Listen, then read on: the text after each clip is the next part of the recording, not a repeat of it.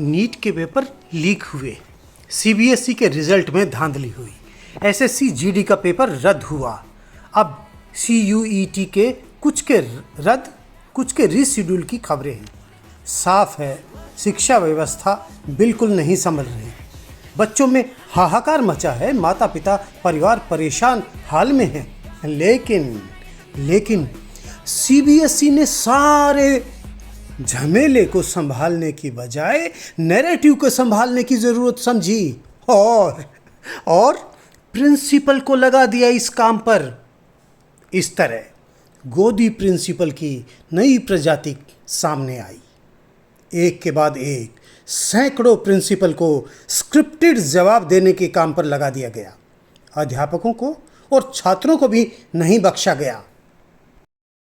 On-screen marking OSM system used by Central Board of Secondary Education help make evaluation faster, more accurate, transparent and secure.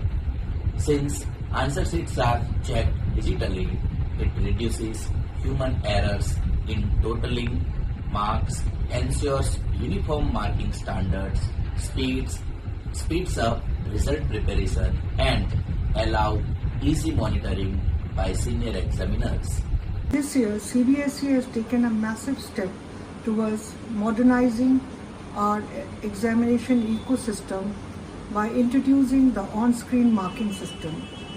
Transitioning from traditional physical paper checking to a fully digital format is a monumental shift. As educators, we look at this reform positively. From an academic standpoint, the OSM system has fundamentally improved the structural integrity of our assessments. By automating totals and question-wise score mapping, it completely eliminates human clerical errors. Good initiative taken up by CBSE. It reduces chances of bias, ensures fair evaluations. It helps CBSEs in declaring results faster. Moreover, teachers can evaluate answers from different locations.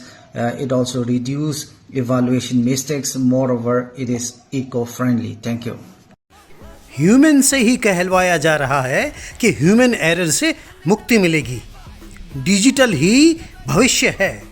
सब कुछ digital नहीं हुआ है। सारे paper को scan करने में कितने लोग लगे पता नहीं, लेकिन पेपर चेक करने में 25 से 30 हजार अध्यापक लगे हैं। मैनुअल में जो कोई भी करेक्शन या कोई भी मिस्टेक होती थी उसको ऑटोमेटिकली इसमें क्या होता है, इम्प्रूवमेंट होता है।